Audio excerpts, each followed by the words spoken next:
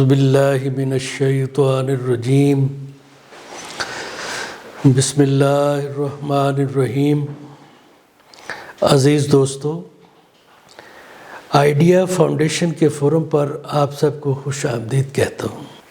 Idea foundation نے اپنے قرآنی ریسرچ کے پروگرام کے تحت اللہ، قرآن اور انسان کے عنوان سے ایک سیریل پروگرام شروع کیا ہے۔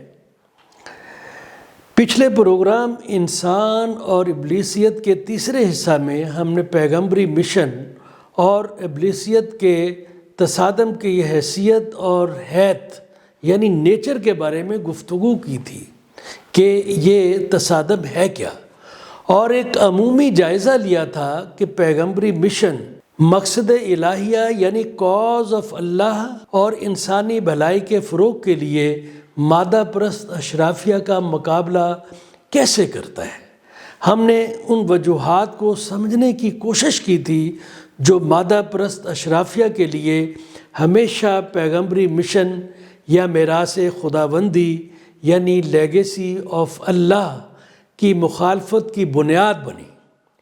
بڑی وجہ یہ تھی کہ پیغمبری مشن نے ہمیشہ مادیت اور جبریت یعنی تقدیر پر انحصار کی مخالفت کی، کیونکہ مادیت اور جبریت انا پرستی، اشرافیت اور انانیت کے طرز فکر کو جنم دیتی ہے اور پروان چڑھاتی ہے۔ انا پرستی کیا ہے؟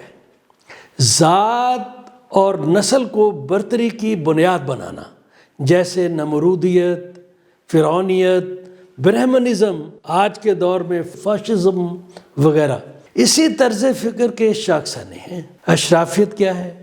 معاشرے کی تمام دولت اور حکمرانی کی قوت کو چند ہاتھوں میں اکٹھا کر دینا اور عوام الناس کو غربت میں دھکیل دینا تاکہ وہ پیٹ پوجا کے علاوہ سوچ و فکر سے عاری ہو جائے۔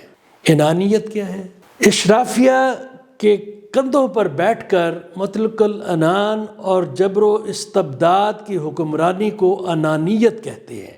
پیغمبری مشن نے ارتکاز دولت اور طاقت کی مرکزیت کی ہمیشہ مخالفت کی ہے تاکہ انسانیت کو معاشرتی و معاشی عدم توازن، سیاسی خلفشار، معاشرتی انتشار، امن اور پائیدار ترقی کو لاحق خطرات سے محفوظ رکھا جا سکے۔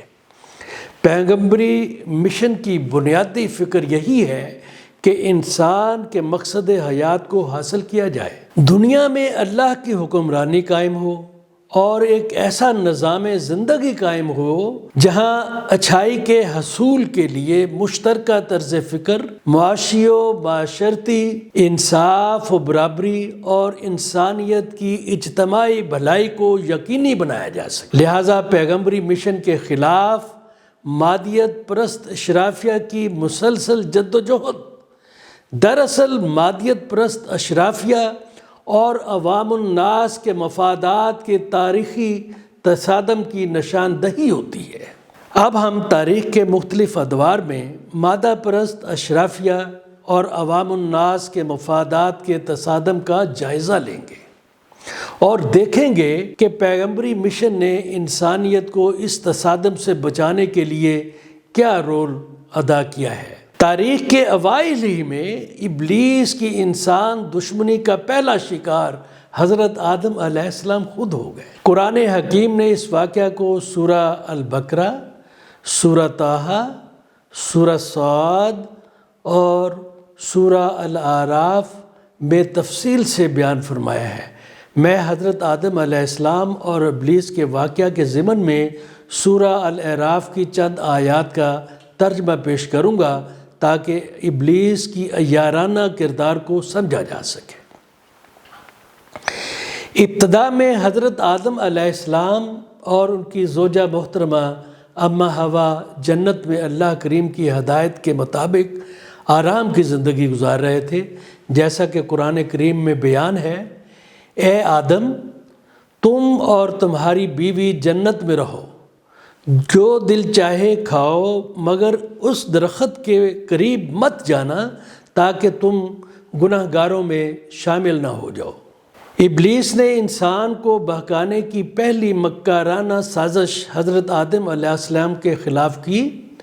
قرآن کریم میں ارشاد ہے، پھر شیطان نے ان دونوں کے دلوں میں وسوسہ ڈالا تاکہ ان کی شرمگاہیں جو ایک دوسرے سے پوشیدہ تھی دونوں کے روبرو بے پردہ کر دے، اور شیطان کہنے لگا کہ تمہارے رب نے تم دونوں کو اس درخت سے اور کسی سبب سے منع نہیں فرمایا مگر محض اس وجہ سے کہ تم دونوں کہیں فرشتے نہ ہو جاؤ یا کہیں ہمیشہ زندہ رہنے والوں میں سے نہ ہو جاؤ، یعنی ایک کوئی اچھی نعمت ہے جس سے آپ کو اللہ محروم رکھنا چاہتا ہے، یہ اس کی ایک چال بازی تھی۔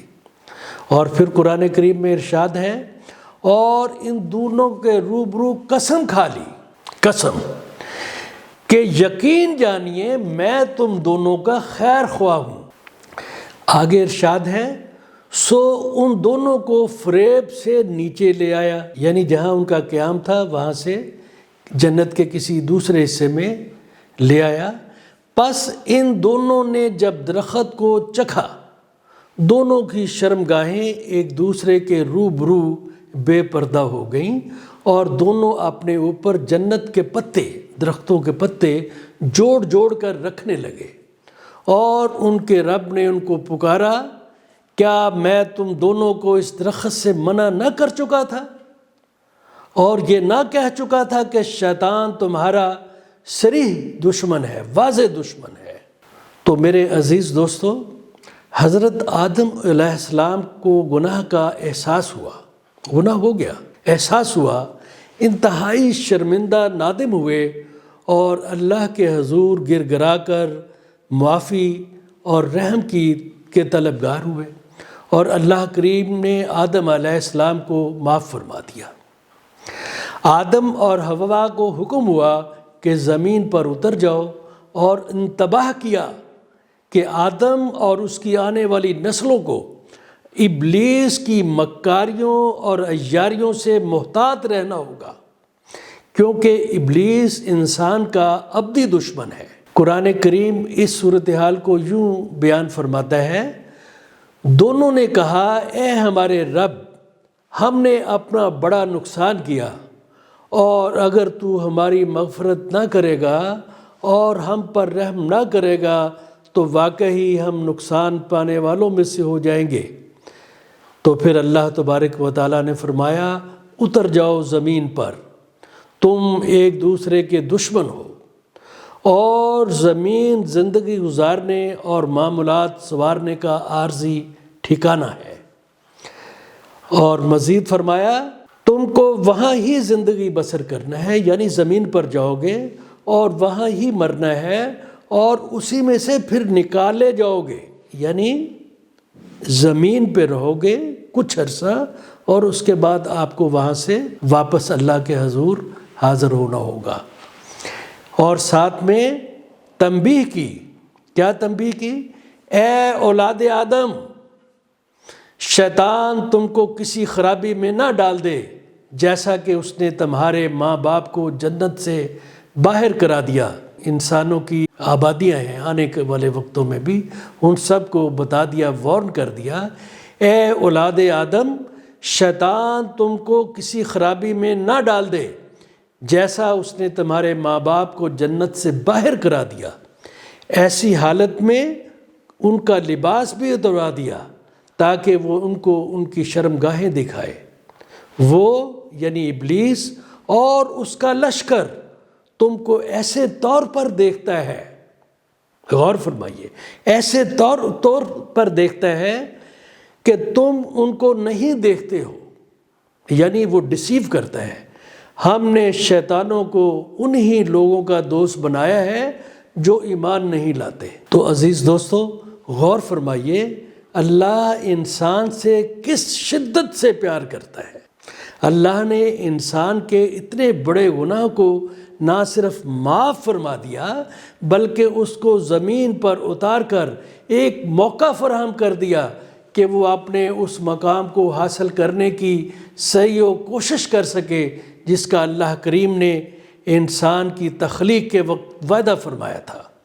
اور اس کوشش میں انسان کی رہنمائی کے لیے اللہ کریم نے الوہی ہدایت یعنی الوہی کتب اور اپنے رسول بھیجنے کا بھی وعدہ فرما دیا، تاکہ انسان کی کامیابی کے لیے، صراط مستقیم پر کاربند رہنے کے لیے ضروری اصول اور قواعد و ضوابط سے انسان کو روشناس کرایا جا سکے، یعنی اس الہامی ہدایت پر عمل پیرا ہو کر وہ اپنے مقصد حیات کو حاصل کر سکے، اللہ کی عظمتوں کو جان سکے اور اس کی رضا کے سامنے سر بسجود ہو جائے۔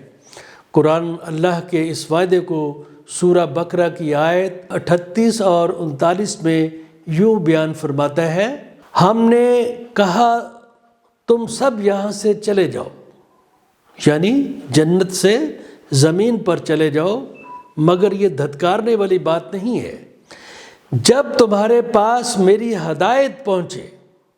دنیا میں چلے جاؤ، جب تمہارے پاس میری ہدایت پہنچے تو اس کی تابعداری کرنے والوں پر کوئی خوف و غم نہیں، یعنی گناہ کیا اللہ تبارک و تعالیٰ نے مناسب سمجھا کہ انسان کو دنیا میں بھیج دیا، ایک موقع فراہم کر دیا اور کہا کہ میں ہدایت دوں گا، جو اس ہدایت پر عمل کرے گا اس کا کچھ نہیں بگڑا، جو انکار کر کے ہماری آیتوں کو جھٹلائیں وہ جہنمی ہیں اور ہمیشہ اسی میں رہیں گے۔ یعنی دو کلاسز ہو گئی، زمین پر آ گئے، جو اللہ کے رسول، اللہ کی بتائی ہوئی جو کتابیں ہیں اور قرآن کا اور جو قرآنی پیغام ہے اس پر عمل کرے گا اس کو کوئی فکر نہیں ہے، اور جو تابع داری نہیں کرے گا، منکر ہوگا، اس کے لیے دوزخ اور جہنم ہے۔ تو عزیز دوستو، اللہ کے اس پیغام کو پلے باندھ لو۔ میری یہ اسپیشلی نوجوان نسل سے گزارش ہے کہ وہ اس بات کو سمجھ لے۔ انسان کو زمین پر اتارنے کا مقصد اس زمین پر اس کے اعمال و کردار کی بنیاد پر اس کی اہلیت یعنی وردینس کو جانچنا ہے، تاکہ موت کے بعد آنے والی ابدی زندگی کے لیے اس کے مقام اور مرتبے کا تعین ہو سکے۔ لہٰذا انسان کو اختصار کے ساتھ اس کا مقصد حیات اور زندگی گزارنے کا موزوں فریم ورک بھی بیان فرما دیا، تاکہ وہ زندگی کے سفر میں آسانی کے ساتھ آخرت کی زندگی کے انعامات کو سمیٹ لے۔ آئیے اس سلسلہ میں قرآن کریم کا مطالعہ کرتے ہیں۔ سورہ الاعراف کی آیت 31 کا ترجمہ سنیے۔ اے اولاد آدم، تم ہر مسجد کی تزئین کرو۔ ہر مسجد ہر مسلمان کے لیے برابر ہے۔ اچھا لباس پہنو اور خوب کھاؤ پیو، مگر حد سے تجاوز نہ کرو، بے شک اللہ حد سے تجاوز کرنے والوں کو پسند نہیں کرتا۔ یعنی یہ زندگی کوئی سزا نہیں ہے، سب کچھ کرو، لیکن ایک اللہ کی جو حدود ہیں ان سے تجاوز نہ کرو۔ سورہ الاعراف کی آیت 32 پر غور فرمائیے۔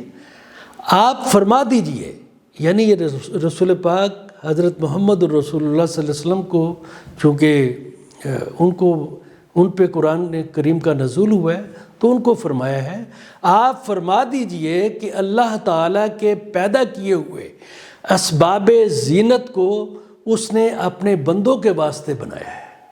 یعنی جو زینت، سجاوٹ، بناوٹ، کھانے پینے کی جو چیزیں ہیں یہ انسانوں کے لیے ہیں اور اس کو استعمال کرو۔ اور کھانے پینے کی حلال چیزوں کو کس شخص نے حرام کیا ہے؟ یعنی اللہ تبارک تعالیٰ سرزنش فرما رہے ہیں کہ آپ ایسی چیزوں کو حرام نہ سمجھیں، یہ اس پہ کوئی حرام والی بات نہیں۔ کہہ دیجئے کہ یہ اشیاء قیامت کے روز خالص ہوں گی اہل ایمان کے لیے، یعنی مرنے کے بعد یہ جو اچھی چیزیں ہیں یہ صرف مومنین کو ملیں گی، جبکہ اس دنیا میں دنیوی زندگی میں مومنوں کے لیے بھی ہے، یعنی اس دنیا میں مومنوں کے لیے بھی ہے اور باقی لوگوں کے لیے بھی ہے، مگر مرنے کے بعد اس زندگی میں یہ جو اسباب زینت ہیں یہ ترہ امتیاز ہوگا مومنین کے لیے۔ آگے فرمایا ہے، ہم اسی طرح تمام آیات کو سمجھداروں کے واسطے صاف صاف بیان کرتے ہیں۔ پھر آگے سورہ الاعراف کی آیت 33 بھی غور طلب ہے۔ آپ فرما دیجئے کہ میرے رب نے صرف حرام کیا ہے، سب چیزوں کو حرام نہیں کیا۔ کن کو حرام کیا ہے؟ صرف حرام کیا ہے تمام بدکاریوں اور فحاشیوں سے، بے شک وہ علانیہ ہوں یا پوشیدہ ہوں۔ اور کیا منع کیا ہے؟ اور ناحق کسی پر ظلم کرنے کو منع کیا ہے، اور اس بات کو کہ تم اللہ کے ساتھ کسی ایسی چیز کو شریک ٹھہراؤ جس کی اللہ نے کوئی سند نازل نہیں کی، اور اس بات کو کہ تم لوگ اللہ کے ذمے ایسی بات لگا دو جس کو تم جانتے ہی نہیں۔ تو میرے عزیز دوستو، صاف صاف بیان کر دیا کہ انسان کی اس دنیا میں کیا چیز ممنوعات ہیں اور کیا کیا مکروہات ہیں اور کن چیزوں سے بچنا ہے۔ سو میرے عزیز دوستو، جیسا کہ ہم نے قرآنی حوالہ جات سے دیکھا کہ حضرت آدم علیہ السلام شیطان کی مکارانہ باتوں میں آ گئے اور ان سے گناہ سرزد ہو گیا، اور وہ فوراً ندامت اور شرمندگی کے احساس کے ساتھ معافی کی طلب میں اللہ کے سامنے سجدہ ریز ہو گئے، اور اللہ نے اپنی عظمتوں اور شان کو ملحوظ نظر رکھتے ہوئے ان کی معافی کو قبول بھی فرما لیا۔ ندامت کے بعد معافی نے حضرت آدم علیہ السلام کو ندامت و شرمندگی کی بند گلی سے نکال کر زندگی کی نئی بہاروں، نئی بلندیوں، نئی عظمتوں تک پہنچنے کی راہیں کھول دی۔ اس سے ایک رہنما اصول طے پا گیا کہ ابلیس اور اس کے حواریوں کے شیطانی ہتھ کنڈوں سے انسان کو چاق و چوبند رہنا ہے، پہلی بات۔ مگر اگر کسی انسان سے گناہ سرزد ہو جائے تو انسانیت کے لیے ندامت اور معافی کے دروازے ہمیشہ کھلے رہتے ہیں، اور اللہ رحمان بھی ہے، یعنی درگزر بھی کرتا ہے، اور اللہ رحیم بھی ہے، رحم بھی فرماتا ہے اور معاف بھی فرما دیتا ہے اور صراط مستقیم عطا کرتا ہے۔ اللہ چاہتا ہے کہ انسان کی طلب پرواز کہیں نم آلود نہ ہو جائے۔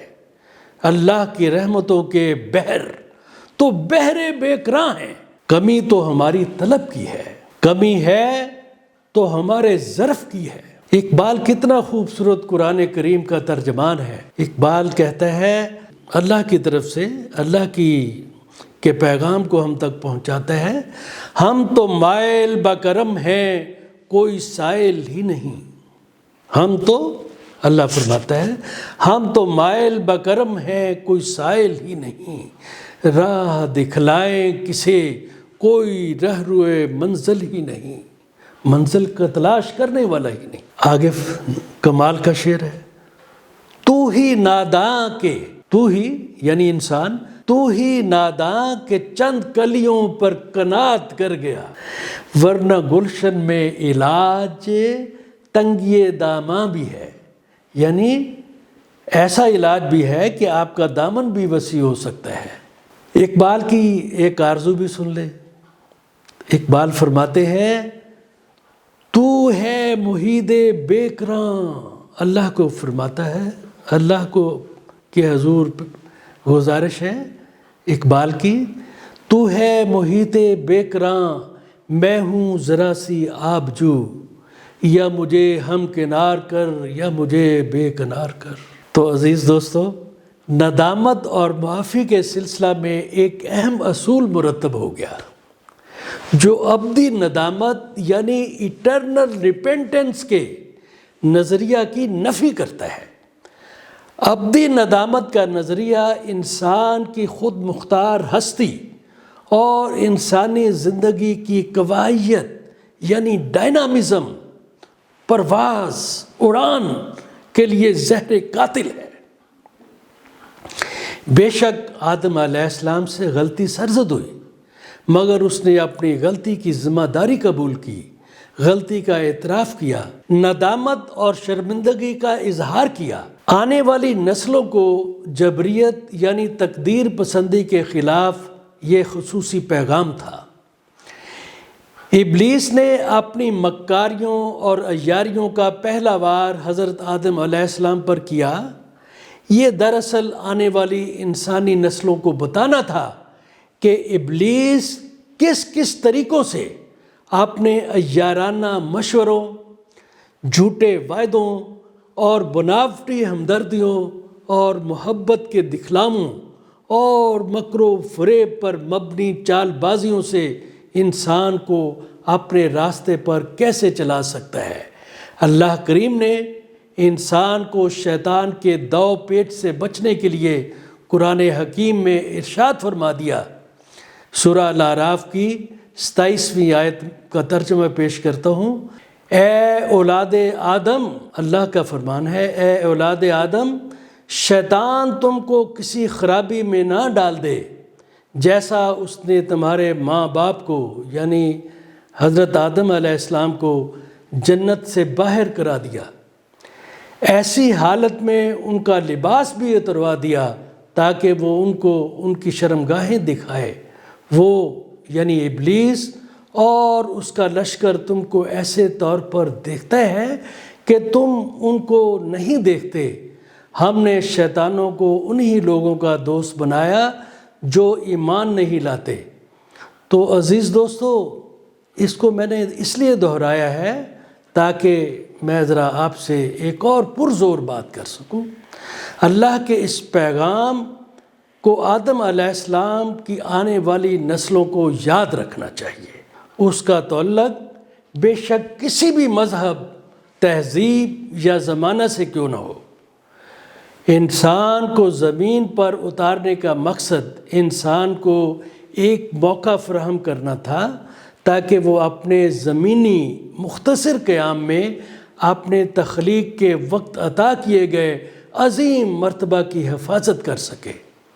یہ اللہ کی انسان سے محبت تھی کہ اس نے پیغمبری مشن کا سلسلہ شروع کیا تاکہ انسان کو اللہ کی رضا حاصل کرنے کے لیے ضروری عوامل سے آگاہی حاصل ہو سکے، تاکہ وہ اپنا مقصد حیات پہچان سکے اور اللہ کی رضا و منشا کے مطابق زندگی گزار سکے۔ بے شک اس زمینی زندگی کو آخرت کی زندگی کے لیے سرخرو ہونے کا ایک مختصر موقع قرار دیا گیا تھا، مگر اس کا مقصد اس دنیاوی زندگی کو روح کے سفر مسلسل میں افسردگی اور دردناک حالات سے دو چار کرنا مقصود نہیں تھا۔ انسان کی خود مختار ہستی، اس کی قابل رشک جسمانی و ذہنی صلاحیتیں، روح کی قوت پرواز، انسان کا زمین کے معاملات پر عظیم اختیار و قدرت اور اللہ کے ساتھ انسان کی روحانیت کا تعلق، سب مل کر اس کو تمام مخلوقات سے نمایاں و برتر کرتے ہیں۔ انسان کو نیکی اور بدی کے درمیان اختیار انتخاب دیا گیا ہے اور اس کو شر سے بچنے کی فہم بھی دی گئی ہے اور طاقت بھی دی گئی ہے۔ تو پھر یہ زندگی بے رنگ اور بے کیف کیسے ہو سکتی ہے؟ تو عزیز دوستو، حضرت آدم علیہ السلام کا گناہ، احساس ندامت، توبہ کی عنایت، زمین پر آمد کا مقصد، قیام زندگی کی حیت و حقیقت، سب مل کر انسان کے لیے زمین پر ضابطۂ حیات ترتیب دیتے ہیں۔ یعنی ایک انسان کے لیے پورے کا پورا اس کا جو ضابطۂ حیات ہے اس کی ایک تیاری کراتی ہے۔ آج کی گفتگو کو سمیٹتے ہوئے قرآنی حوالہ جات کی روشنی میں انسان کی زمینی زندگی سے متعلق کچھ اہم حقائق اختصار سے پیش خدمت ہیں۔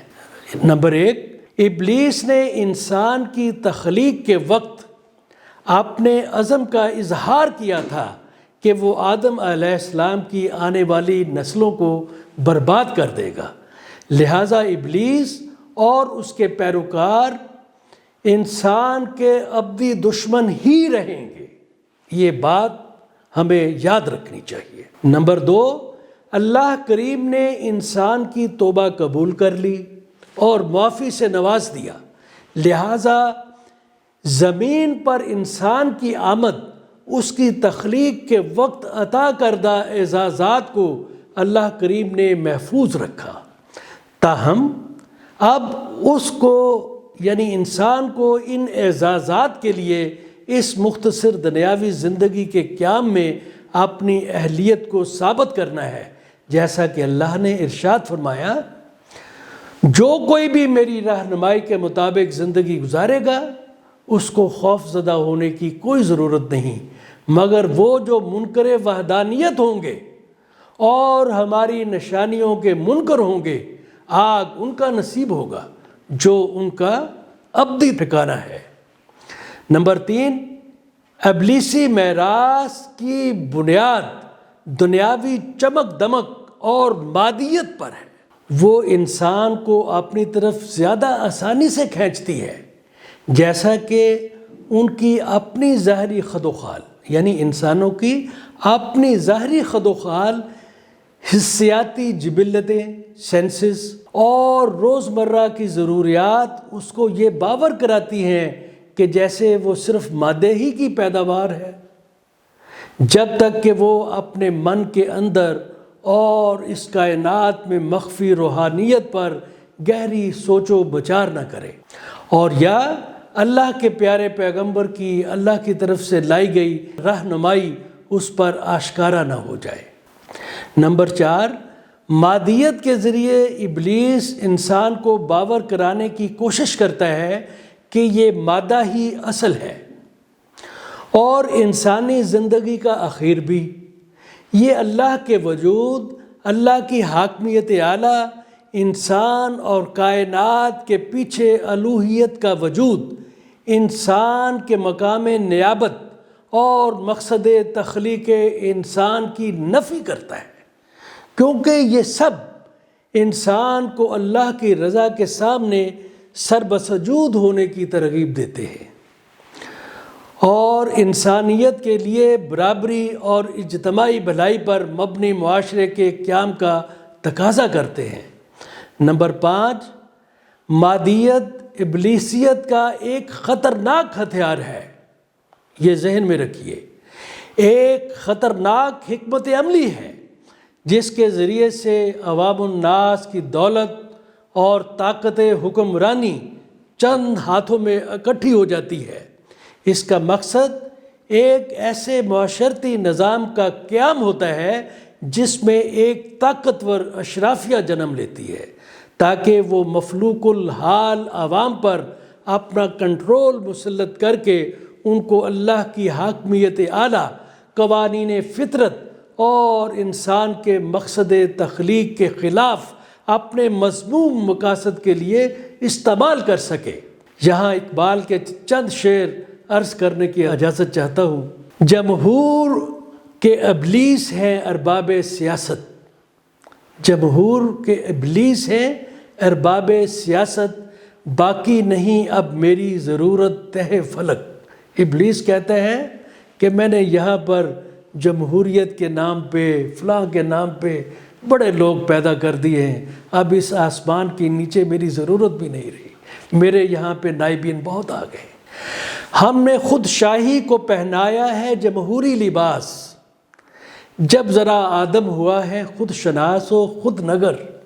جیسے انسان کو خیال آیا کہ یہ بادشاہت میرا استحصال کرتی ہے تو اس نے اس کا نام کو یوں توں کر کے اس کو جمہور کا نام دے دیا۔ تو نے کیا دیکھا نہیں مغرب کا جمہوری نظام، چہرہ روشن اندروں چنگیز سے تاریک تر۔ نمبر 6، جبریت، جیسا کہ میں نے عرض کیا تھا، یہ انسان کو تقدیر کے نام پر بے بس کرنے کا اشرافیہ کا ایک مہلک ہتھیار ہے۔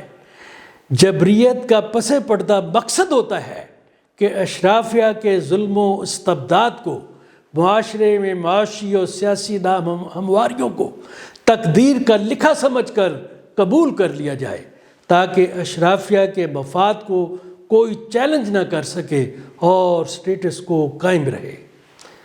نمبر 7، جبریت یا تقدیر پرستی کا ایک اور مقصد انسان کو اس کی خود مختار ہستی کے اعزاز سے محروم کرنا ہے، اس کو فکری ارتقاء سے دور کرنا ہے، اس کی روح کی مدہر سروں کو ساکت کرنا ہے، نگاہ بینا کو نابینا کرنا ہے، جستجو حق کو مصلحتوں کا اسیر بنانا ہے۔ تو جبریت سے بچو میرے نوجوان دوستو۔ 8، اس بات کی بھی وضاحت کر دی گئی ہے کہ اللہ کا دین، میراث حق یا پیغمبری مشن انسان کو افسردہ حالی، دنیا سے کنارہ کشی یعنی سیکلوژن، دنیا کی لذتوں سے محرومی، مادی و فکری مشاغل سے ممانعت کا درس نہیں دیتا، بلکہ اللہ کی عطا کردہ بے شمار صلاحیتوں اور قوتوں کو آزمانے کے لیے خود مختار ہستی سے نوازا ہے، مگر شرط یہ ہے کہ اللہ کی حاکمیت اعلیٰ کی خلاف ورزی نہ ہو، شائستگی و اخلاقیات کا دامن نہ چھوٹے، برابری، توازن، انصاف، نظم و ضبط اور اجتماعی بھلائی کو قائم رکھا جائے۔